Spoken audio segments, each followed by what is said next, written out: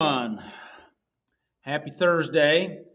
Speaking about Thursday, I hope everyone had a good Thanksgiving day and that you recognized all the things that we have that we should be thankful for, and that it's really uh, good to be thankful for. So, anyway, I'm Doug Wilkerson with an encouraging word from Doug.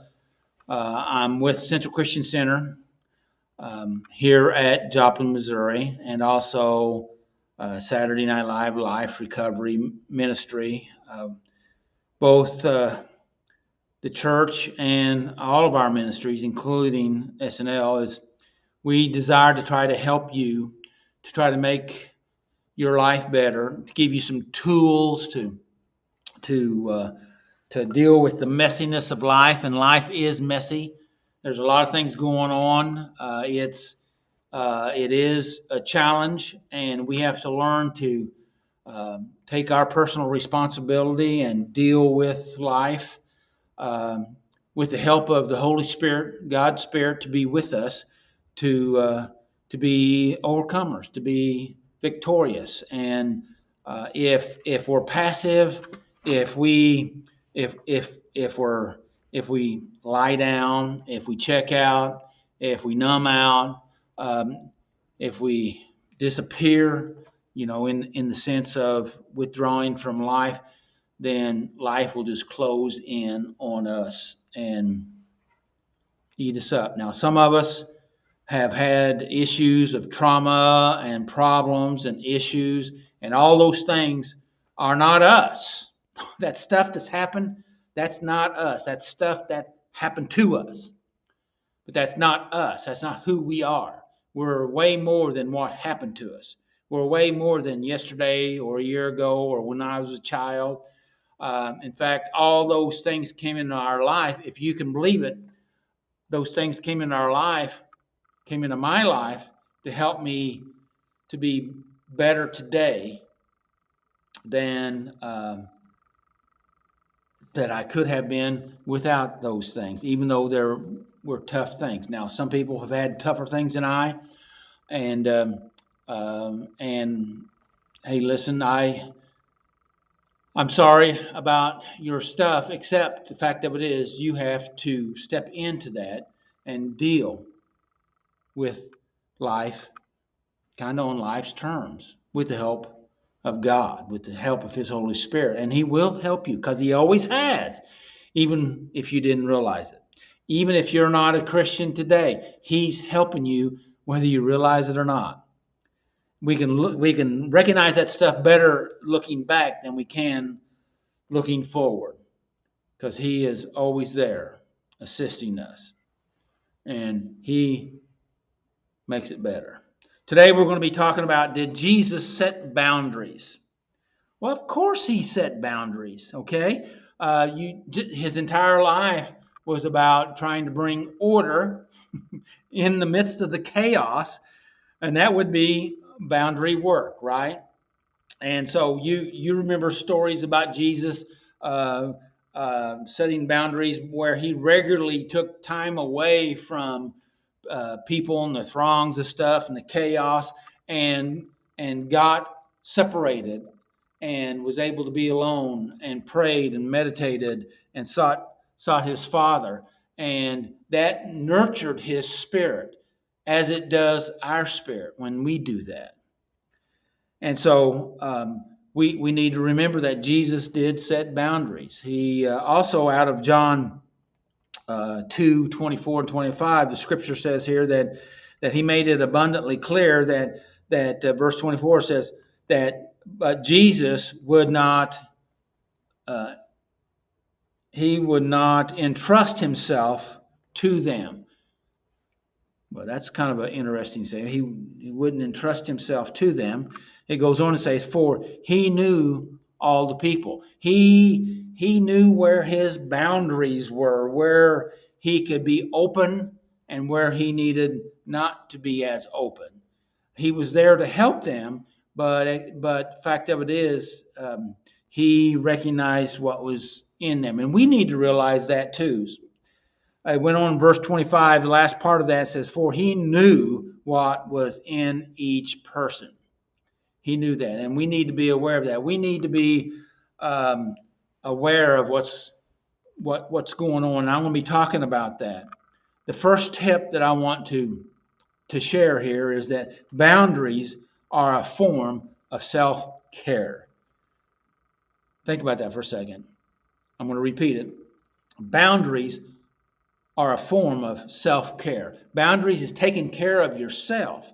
It's also beneficial for everybody else, but if we don't take care of us, then we won't have us to be able to give to others. So boundaries is a self-care issue, and we need to have healthy boundaries. And we'll talk about boundaries and how we do that as we go further along. In fact, next week I'm going to be talking about something from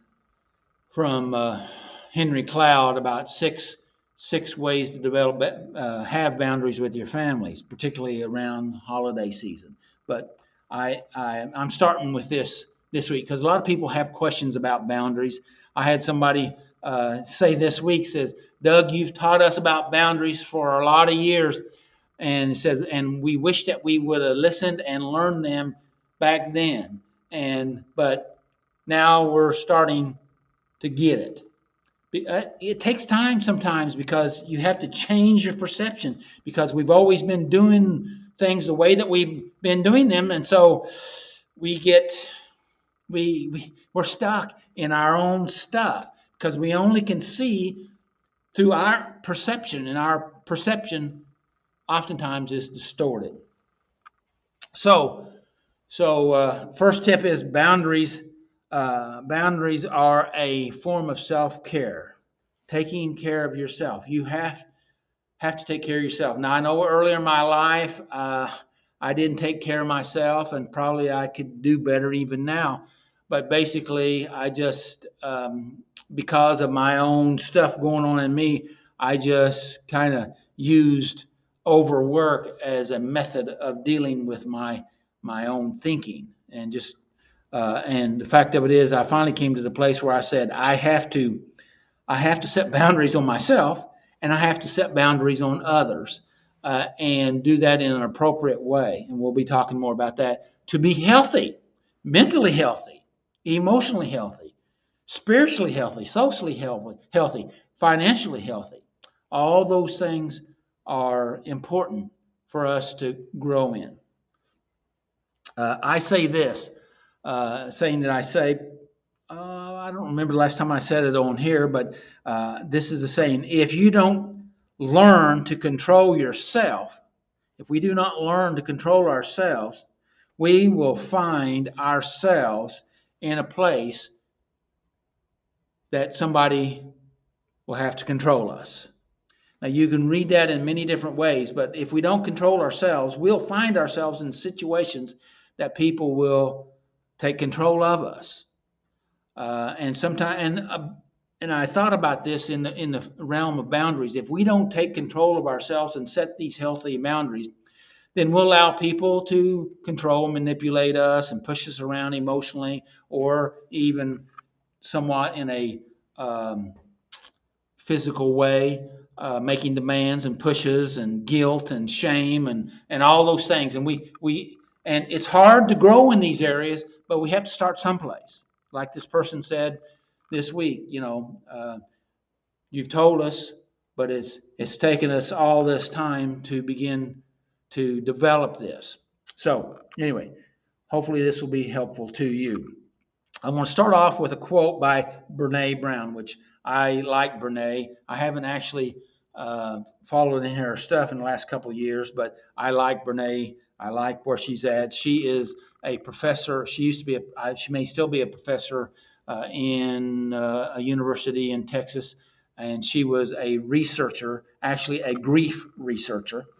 And so this is what Brene says: daring to set boundaries is about having the courage to love ourselves, even when we risk disappointing others.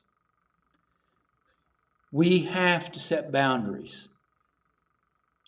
even though we're afraid it will disappoint. That's one of the biggest things, is that people are afraid that they're going to disappoint other people. But see, we treat people how to treat us. We teach them. We teach them what to do with us, how to deal with us. And when we make a change, then we've taught them one way, and now we've made a change, and they're not so apt to change. Of course, we're not so apt to change either, but it takes a process. It takes continuing to be and working on that change and becoming that change. But here's an exercise that can help you in this process. And you start off by taking a piece of paper and writing down on this piece of paper some things. Ask yourself some questions. Okay, questions like, what makes me feel uncomfortable? Oftentimes we feel uncomfortable, but some of us have overridden those feelings. We've denied ourselves. We've pushed our own self down. We've dishonored our own self, and that's not appropriate. Okay, even though maybe we did that and we learned that in a survival mechanism way. But what helped us survive once, when we had less power in our life, doesn't mean that we have to continue using that same technique. Abraham Maslow said that, and I like this quote. He said that if the only tool you have is a hammer, then you think every problem is a nail. And so if we only have one tool, then we continually use it over and over on everything, even if it's a survival mechanism. Okay, so we need to learn some new tools. That's what we're talking about here: boundaries, tools, and methods. Okay, here we go. Asking questions about what makes me feel uncomfortable. What is it that troubles me? Sometimes we have to dig down in our own self and ask ourselves, what's going on? What's troubling me? What am I feeling? What are the feelings behind the feelings? Okay, what are those behaviors that those feelings are affecting me to do or causing me to do? And what are the thoughts that's causing those feelings, that's causing those behaviors? And we have to go to school on ourselves, because we have to kind of untangle this mess up here, and because we put ourselves in a state of dysregulation. How about that? Of almost self-imposed confusion as a survival mechanism. Because if we're confused, then we tell ourselves, well, I'm not responsible. But yet, we are responsible. That's kind of a hard statement there, but it's still true. So what troubles me? What is it that's upsetting me or triggering me? Because see, you can't fix something that you're not aware of. So you have to become aware. Now, the trouble is, you're going to be more overwhelmed after you become aware, because now you're aware, okay, and you don't know how to deal with it. But you have to become aware so that you could learn or find or seek out ways to deal with it, even though you actually escalate feeling like you're overwhelmed, because now you say, everybody has seen that I was out of control, and now I see that I was out of control, even though I didn't know I was out of control then. You get that? And so now we have to begin to do some self-care. And one of the things we're talking about that today is boundaries. Let's go forward. And so, all right, got some other questions for you. Are you afraid of being disappointed or disapproved of others? Are you afraid? Catch the word here, afraid. Are you afraid of being rejected or being not accepted? Huh? Are you afraid of being excluded? Okay, excluded. Afraid. Next one. Are you afraid of being made fun of or laughed at? A lot of things. I've known some really intelligent people and very skilled people, very sharp people.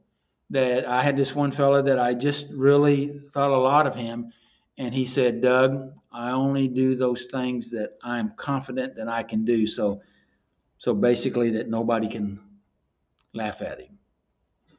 And the reason why, in my opinion, he's passed away now, but the reason why I think he was that way because as a child he was made fun of and ridiculed.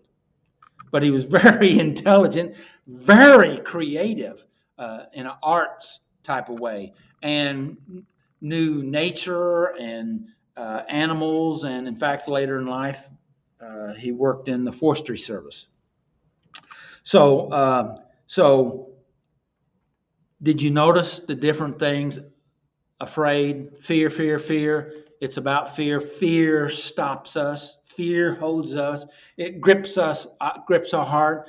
And if and our natural response is to avoid pain and seek pleasures. And when fear grips us, we want to avoid it. We want to deny it. We want to numb it out. We don't want that. But the fact of it is, if we're going to grow as human beings, as citizens of this world, of spiritual beings, we have to be willing to step in to these situations that feel hard, but they're extremely healthy to be able to grow. If we continue cut and hide, run from our fear, then we will continue to back up, and come to the place that we just get smaller and smaller, and we come to a place that we just feel like there's hopeless and there's no reason to go on. And that's because we let fear back us up, in my opinion. Let's go on. So how do we deal with fear? All right. And I know this is a little bit off the topic of boundaries, but I think it's a way that we something we need to look at real quickly. I got 10 things I want to just touch real quick about, because if we're afraid, we can't set boundaries. Okay, we have to be willing to deal with our fear. 10 ways to fight your fear. Okay, all right. Take time out. Okay, take a moment. Think about it. Breathe. Take 10 deep breaths and refocus. That I like what Dr. White used to say. He says, you recognize the fear, but you go ahead and you choose to go forward. Do it anyway. Breathe through the panic. Okay? All right? Breathe through the panic. Breath is so important because one of the things that we do when we get afraid, we stop breathing. We hold our breath. We clench up. Okay? And so breathe. When we get oxygen up there, then we start to be able, hopefully, think more clearly. Okay? Number 3, face our fear, which I've already touched on. And many years ago, I decided the fact that I knew where most of the time I needed to go because it was where my fear was. I needed to go towards my fear and not let fear master me, but do my best to master it. What do you think about that? Something to ponder on. Number 5, look for evidence. You need to look for evidence. If you're afraid it won't work, if you're afraid that you can't make it, look for evidence. Is that really the truth? Is that the truth? How do you know? What's your evidence? What's your evidence that it will work? Okay? Look for the evidence. Okay? It's there if you're willing to look, if you're willing to be open, but you got to breathe, you got to get the blood going to your brain so you can think logically and look for evidence. That's so important to build your, what I call an evidence faith wall of things. That will encourage you and strengthen you, enable you to move forward because you have something to move towards, and your fear's not gripping. You'll still have some fear. You'll never eliminate fear, but you can manage it in such a way that it has less control over you. Okay. All right. Number 6, don't try to be perfect. Just do your best. And if you do your best, you can't do any better than that.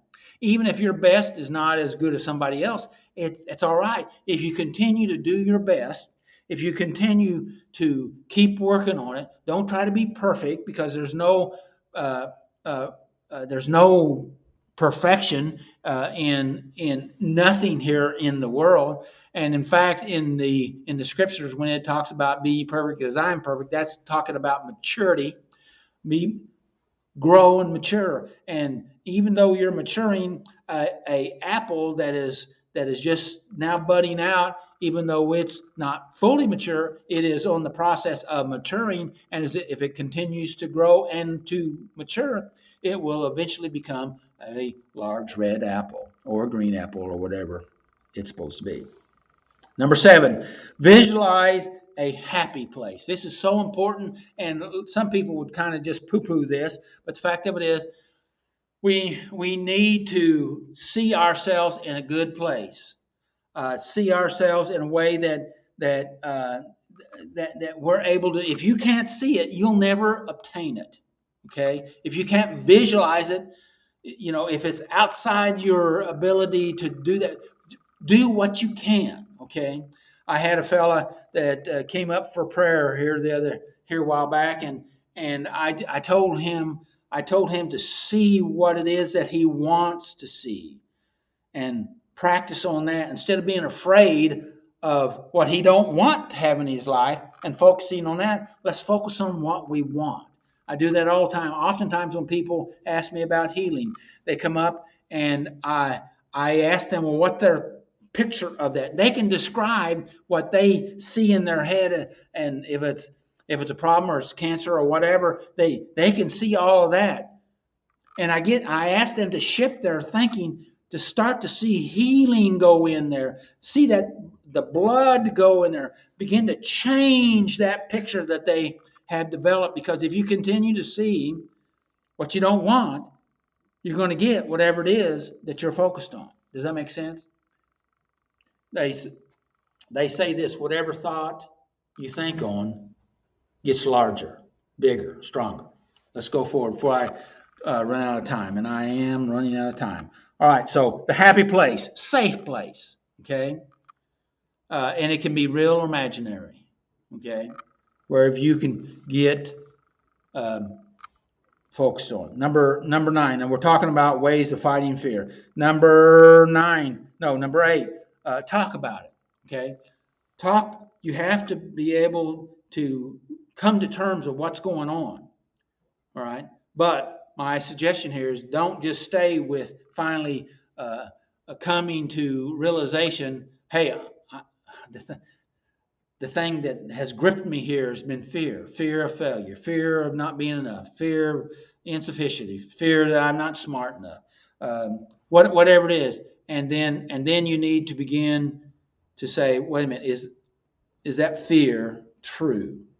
Is it operating off of actual evidence? Yeah, there's pieces of things that I've made mistakes in the past, but the fact of it is I've learned from every situation. And even when I didn't think I could make it, I got from there to here, and God helped me to do that. And if God got me from here to here, then He'll get me from here to the next place. My biggest deal is I need to not sabotage myself.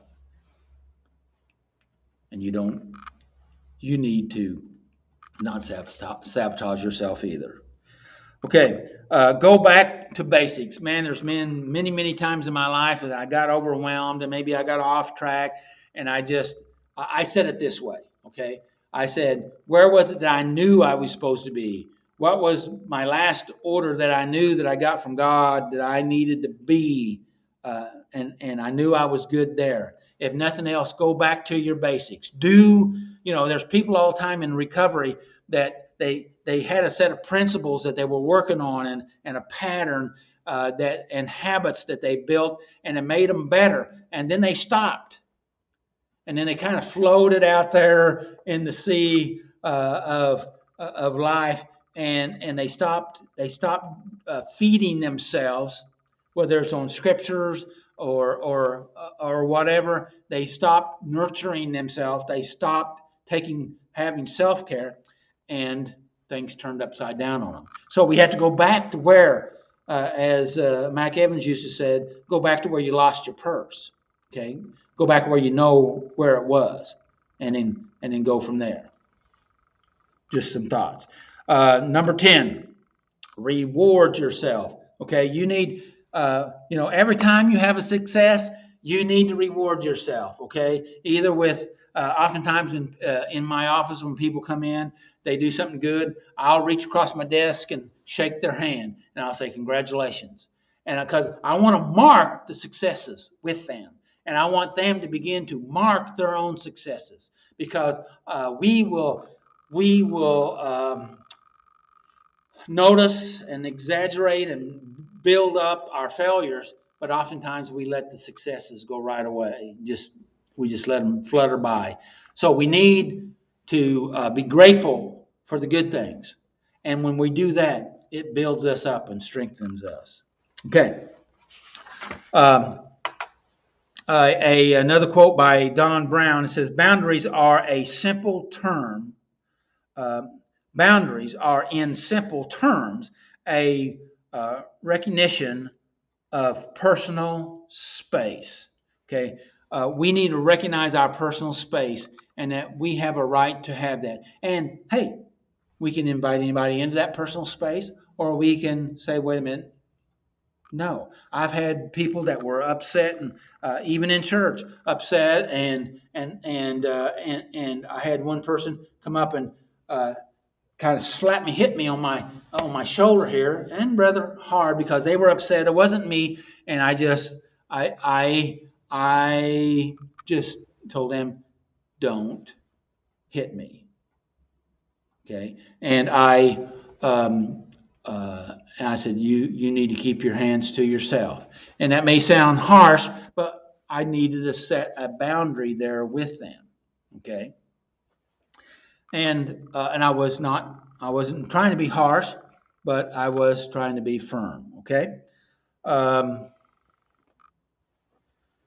Okay. Tip number 2: communicate the boundary with kindness. This is so important. Sometimes when we try to make a shift, we have to use anger. We think we got to be mad about what we're doing, and be angry about thing, because we're trying to push over our own fear. And I understand that, and you will do it wrong, because we all have done it wrong. But you have to get to that place. But the priority is do it kind. They have a saying, 3 things in life that are important. Number 1 is to be kind. The second is to be kind. And the third is to be kind. So kindness is so important, because you can say hard things in a kind way. And that doesn't mean they have to like them, but you'll like you better if you do it that way. And that's important. The others, you want them to like you too, but the fact of it is, that's their choice. And so build your own personal integrity by being kind.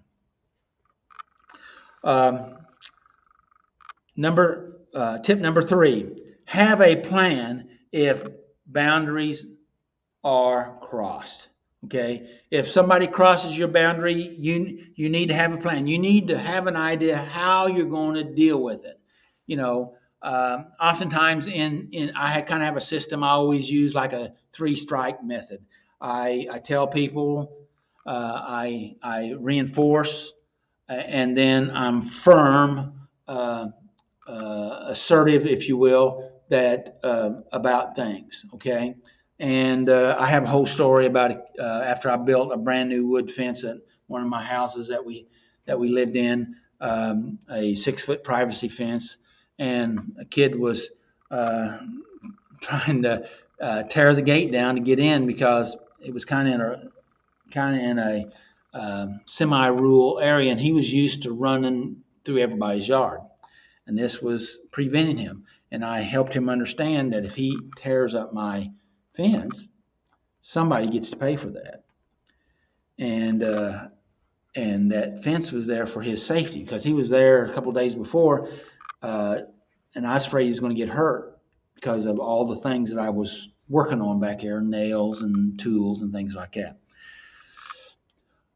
But I wasn't trying to harm him. I was trying to let him understand and grow and try to do it in a firm way, but in a kind way. I was probably not as kind as I wished I would have, but that's been about 30 years ago, maybe a little more. So I'm better now than I used to be, hopefully. Okay, let's go on. Here's some sayings that I say, and I'm winding down. And so I say this pretty often. You get more of what you tolerate. In boundaries, if you don't recognize what's going on, if you just tolerate it, if you put up with it, if you say, if you just swallow the poison, if you get more of what you tolerate. Bam. Number two is you get more of what you reward. So if people treat you nicely, you thank them, you're polite to them, on all kinds of things. You get more of what you reward. Okay. Just like in training a dog, they do something right, you reward them, and they'll figure out a little bit that they want to continue to get the reward. People are not dogs, but they kind of behave in the same way. Number three, you get more of what you put up with, which is very similar to tolerate, but I wanted to put this: you get more of what you put up with. Okay, if you never ever address an issue, the issue will continue to keep coming and probably growing. Okay, and then you may affect you. It's up to you what you choose to do in your life, but it's not their fault that they treat you the way they treat you. You taught them to treat you that way. That's tough stuff, but it's still the truth. Take responsibility. If you want to change, all you have to do is change. Okay. If you want to change, all you have to do is change. Okay. Number four, you must have a plan for your life, or life will create a plan for you. Okay. If you don't know where you're going, how can you ever get there? And if you want things to be a particular way in your life, then you have to create that plan. And you have to grow into that plan. Okay? All right.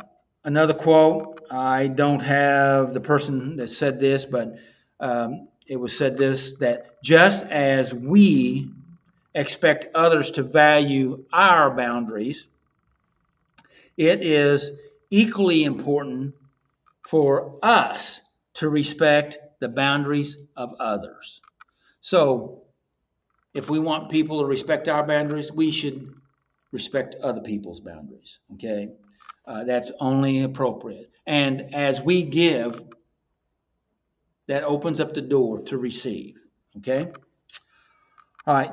Jesus did set boundaries in many different ways, and we didn't even talk about all of them. There's all kinds of guidelines and things that he told us, his principles. But I did want to share this scripture. It's one of my favorite scriptures, Romans 12:2, and this is out of the BLB Bible. It says, "And do not be conformed to this age or world, but be transformed by the renewing of your mind, for you to prove what is the good, the well-pleasing, and perfect will of God." I wanted to go a little deeper, so I looked in the Amplified Bible, and of course, the Amplified Bible they're a little more wordy, but they also bring some. They kind of add color to things to help to maybe bring some understanding. I want to read it out of the Amplified Bible.